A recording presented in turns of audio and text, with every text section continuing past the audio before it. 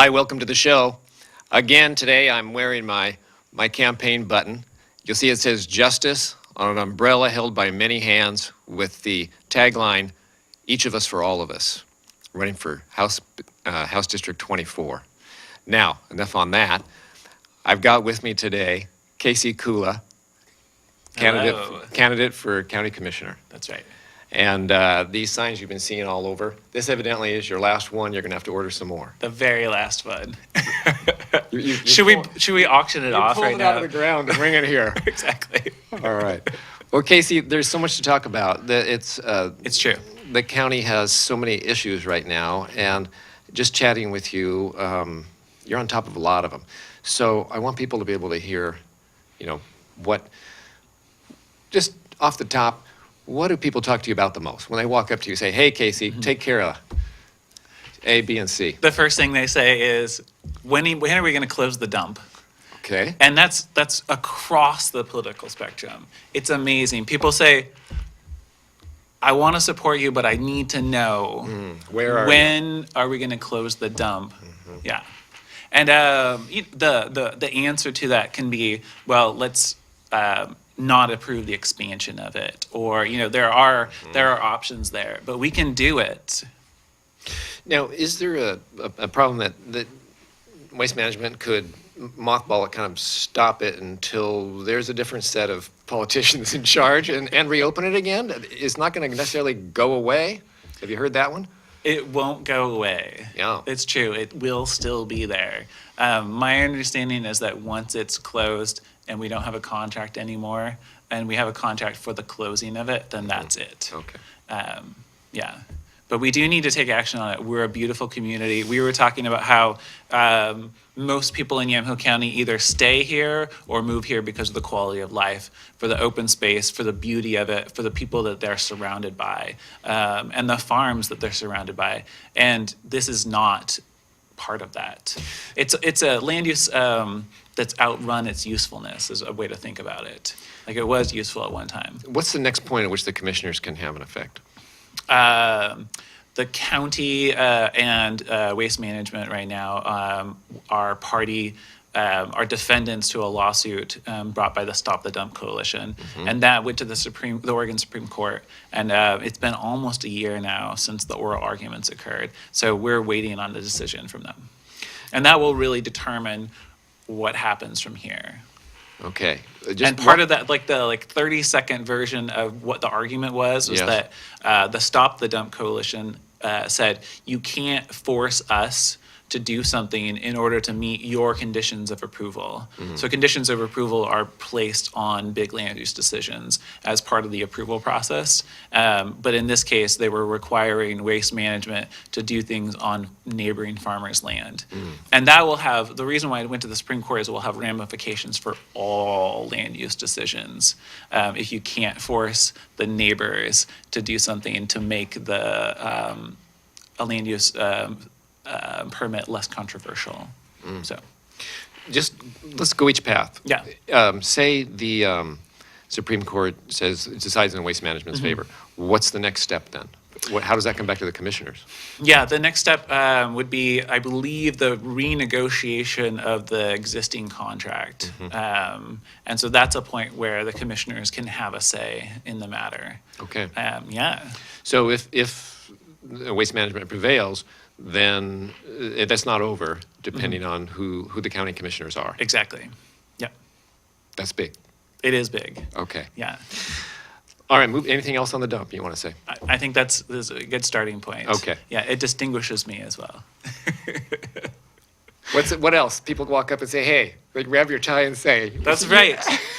Let's see. Do they grab my tie? Usually, they shout from a Metaphorically. truck. Okay. As it were. Okay. They say, "We need 5 commissioners. When are we going to get our 5 commissioners?" And what's And the usually, motivation? I say, "That sounds great. Let's do it." What's the motivation there? Why? Some people, especially in the farming community, feel like 3 commissioners are too few in order to be making the big land use decisions that affect their lives. And in essence, you're usually just one person who is making the decisions, because we have we have 3 commissioners. If 2 of them are on one side, one is on the other, it's just one person oftentimes who will be making that decision. And farmers often say, we need more people in the room, more voices, more decision-making power. So it's spread out.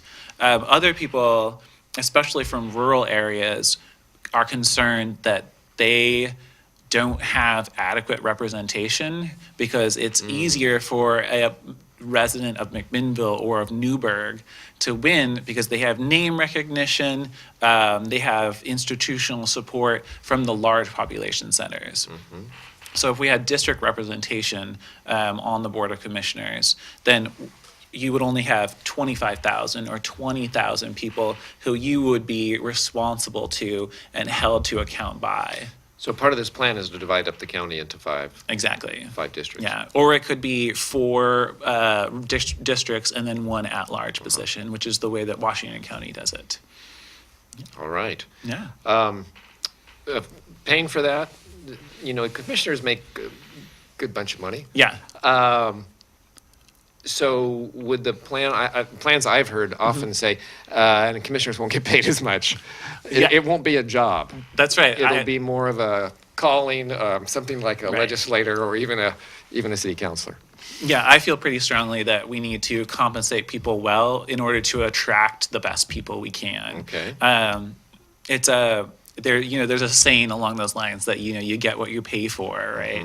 And that's a little bit crude when you're talking about elected officials, but it's still true. That is, if you're expecting commissioners to be full-time public servants, looking out for the interest of the people in the community rather than for the county or the board, to actually be working for people, then we need to compensate them appropriately for that. So you think county commissioners are compensated appropriately at this time? I do, yeah. Okay. Yeah, and I think that we can add to by doing some fairly simple moving around of responsibilities within the county.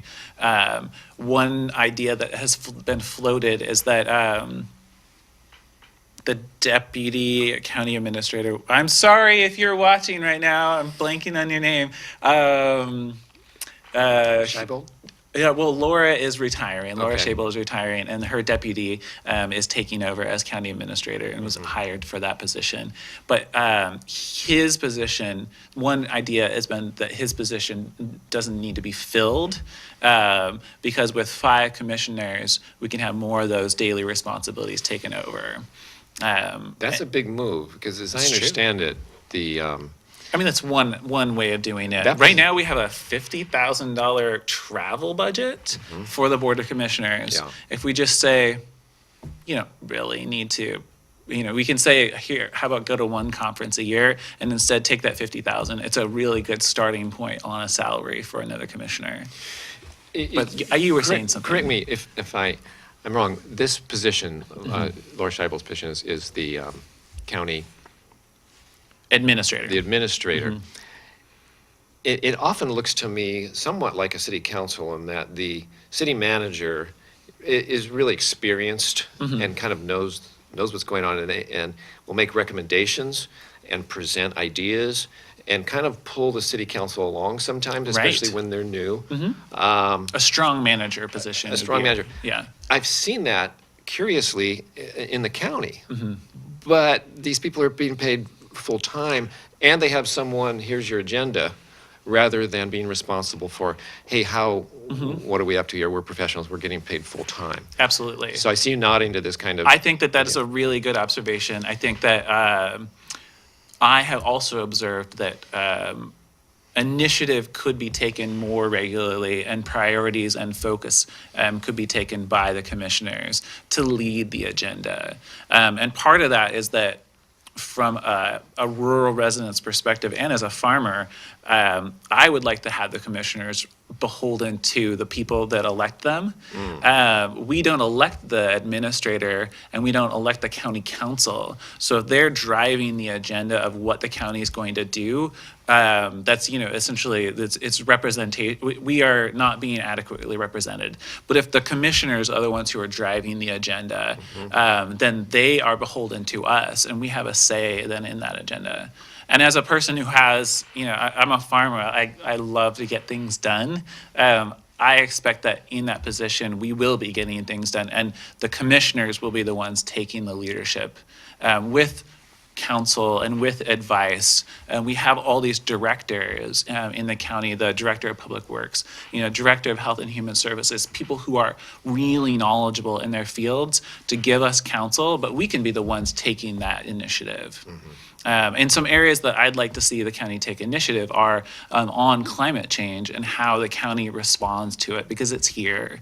And that's a big area that... Climate change, people think, well, what are we going to do about it? Yeah. But not in changing it, but rather in preparing for it? Preparing Is what for you're it, talking about. mitigating the impacts of it on our community. What are those? What do you see? Yeah. So What's in coming? our county, and I also want to say that the county can also take the initiative, the Board of Commissioners, on preparing for a magnitude 9 earthquake. Okay. And some of the things that we do to prepare for a magnitude 9 earthquake will prepare us for a major flood. It'll prepare us for a major wildfire. It'll prepare us for a time when we may not have water in some communities.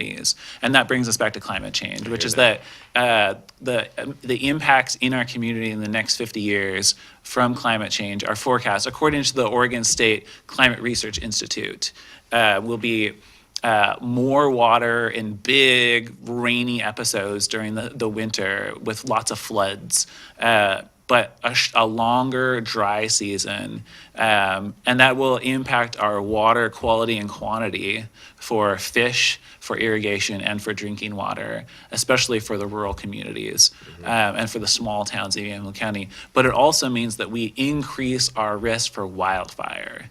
And if we take the initiative now to prepare ourselves to be a wildfire-resistant community, and if we take the initiative now, we can have water available year-round, because we do get a lot of water in the winter. But the commissioners need to be the ones to take that initiative. The administrators and the directors and the planning director, they're not going to, because they have smaller areas of purview. Wildfire is a pretty scary word. I live out in a forest. Yeah. And we often get to feel like fire is something that happens on the other side of the Cascades. That's going to change. That's changing. It is. Yeah. Right now, in the west, west of the 100th meridian, we have a 75-day longer growing season already. So the time between first frost and last frost and first frost is 75 days longer. When I first heard it's a that, lot longer. That blew my mind. That's a large percentage. It's huge. Of the growing. I mean, we pick apples a month and a half earlier than we used to. A month and a half? A month and a half earlier. We used to pick apples in November, and we're picking those same apples on Labor Day now. Okay. But yes, so wildfire is a big thing. Preparing for that. Yeah. And people sometimes ask me, some people like to be skeptical, and I love to be positive and realistic at the same time. But they say, well, that's not the role of county commissioners. And I try to gently remind them that the role as I see it, and hopefully as other people see it, of county commissioners is to be the people's choice of a person to take care of and improve the health of people, the safety of people, and the health and safety of the natural world that we rely upon. And it's a fundamental, like, we are in charge of making sure that people are okay in our community. And that's where I see climate change and risk mitigation overlapping with the roles of commissioner. So yeah, I don't wanted see to get that out there. I just want to tag on to that. Who else would do it? Exactly. We often elect people and feel like, well, we've done our best to get the best person there, and now I can go back to my job. Totally. And we want to come in and make comments when there's questions, but as far as vision,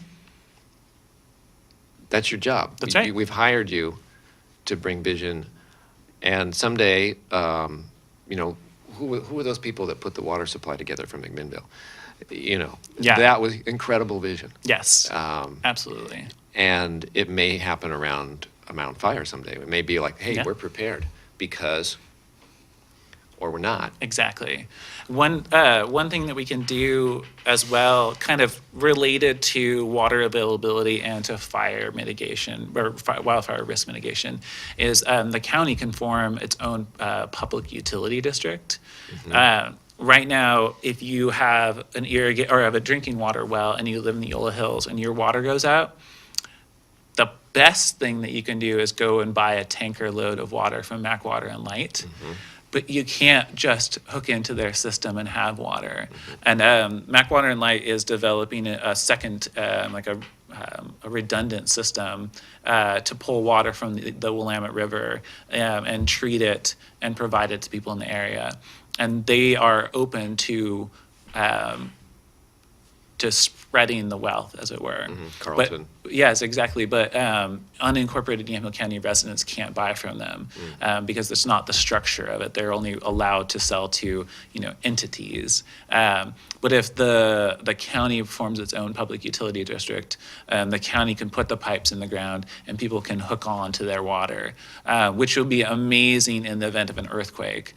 Because when the ground is shaking, you've got a straw in the ground, that straw is gone, the well.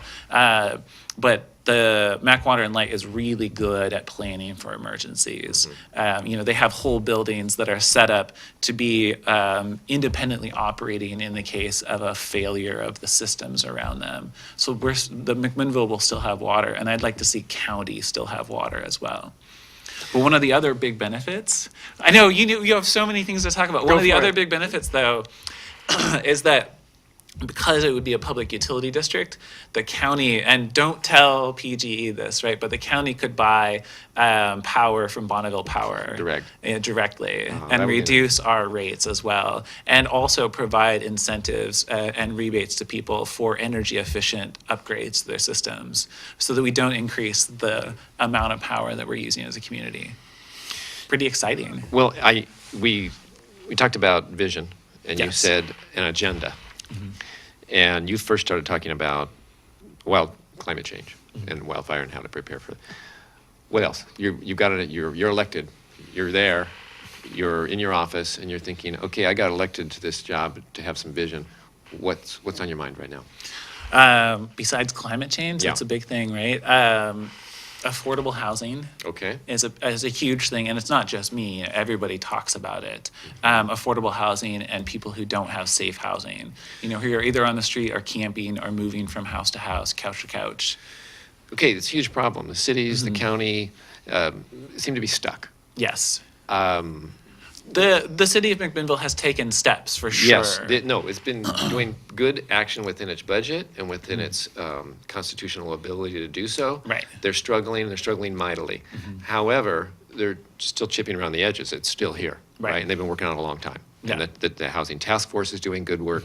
But again, trying to just kind of maybe keep it from growing the problem. Right. At best. Yeah.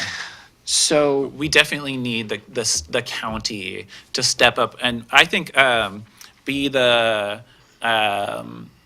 almost like the gatherer of people and ideas, and then the funding source for implementing those ideas. So not just the gathering and meeting and convening, but actually getting the work done. And we can use our funds that we have, our reserve funds, or we can tap into state and federal programs. Or both. Or all of the above. The county could start by buying, for example, they could buy a piece of land and develop a project that can obtain monies from the state and federal governments to build houses or to set up an RV park, essentially, or a trailer park, to get people off of, as I was saying, a county road or off of city roads and into a space that's safe for them. yeah. Well, But I feel pretty strongly that we need to let people choose. It's one of the fundamental things that we have is our autonomy. So we can't make people get off the street. I don't feel we could make people get off the street, or we can make them live here or live there, but we can provide options to them that are safe for everybody. So getting state funding is something that is near and dear to me. Part of my campaign is talking about supportive transitional housing. Transitional housing, low bar. We have a number of high bar facilities now, but the people that have more difficult problems, they're not going to go away. Yeah. And we either leave it the way it is, or we do something radical. We do something, a sea change. Like, say nobody has to be homeless in our community. We can say that. We can say nobody will be by this day. Or we can start with veterans. The county is supposed to be in charge of all veterans services and care in that county. And we can say, first of all, we're not going to have any homeless vets. I think And then we're going to say, and then we can start after that, and we say we can have no homeless children and get people into housing then. the YCAP report came out, and there's less than 100 homeless vets. I mean, Yes. around 50. So, and that Exactly. number has Of been reduced. 1,300 or so. Yeah.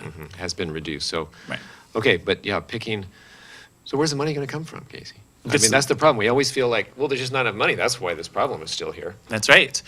So Yamhill County, the wonderful secret of Yamhill County is that we have lots of money. Wait a minute. I know, this is confusing. So The county has lots of money. county, so we can either, right now, and I want to be careful to be correct and accurate in my language, but in reserve funds, money that's unallocated, in the budget, and this has grown over time. I think last year it was 37 million was in reserve funds. This year, and if you look at it budget line by budget line for each department, their reserves go up year by year by year since 2013. So it was 37 million between all the different departments. This year it's 45 million. You know, we can look at the numbers to make sure that that's accurate, but to give you a sense of what that means, fees and property taxes that the county takes in from people in Yamhill County who are doing stuff or living here takes in $21 million a year. So we got $45 million sitting there in wonderful bank. I mean, it's great that we have money. But the question is, if we're taking in this money, why are we not spending on the things that the people in Yamhill County want us to spend it on? Really have on their mind. Right, like homeless. Like we can get people off the streets and into safe housing. Their neighbors to them will feel more comfortable and more safe. And they'll know that the people who are on the street are also safe. But likewise, we can do the same thing with our 22 deficient bridges and our county roads that are deteriorating.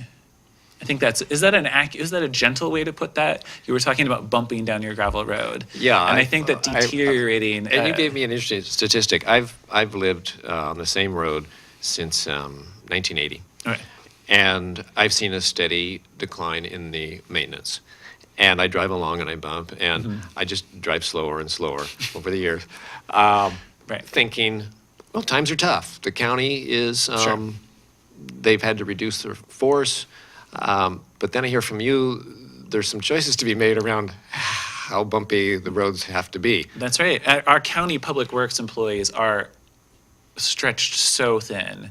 And, you know, as a rural resident, and you probably experience this too, we interact with county public works employees much more than people in cities, and they're amazing people. And I hadn't realized that I've now met every single one of the public, or nearly all the public works employees who are out there in the county How doing many? work, How many because are there? I bounce around from place to place and I see all of them. About how many do you have? I want to say that there's 7 employees who take care of all the roads and monitor all the bridges and take care of the mowing of hedges and ditches in the county. And has that reduced over time? I believe that at one point there were 55 people taking care of county bridges and roads and maintaining our spaces. So there's a choice they're being made there. they're really stretched, but we can provide them with more money to better take care of those things that we all hold dear, which is Wow. our infrastructure. Imagine the quality of life of not banging down the roads every day. And what our concern is about strength of the infrastructure in the case of an earthquake. Absolutely.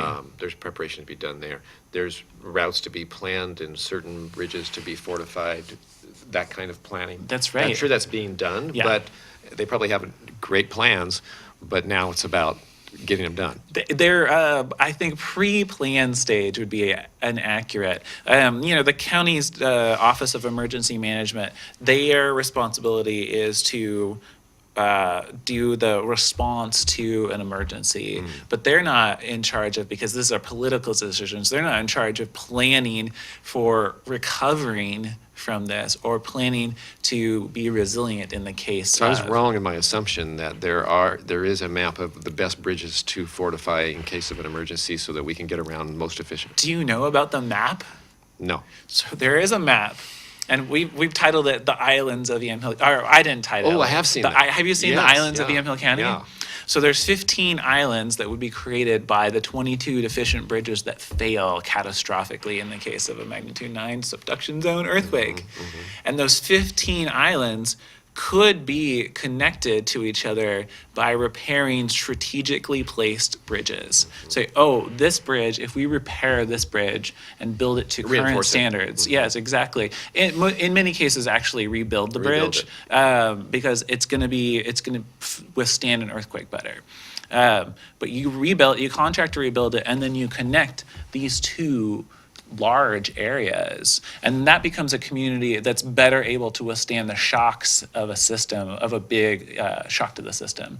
But we can identify those 15 or 7 bridges and start a plan to repair all of them.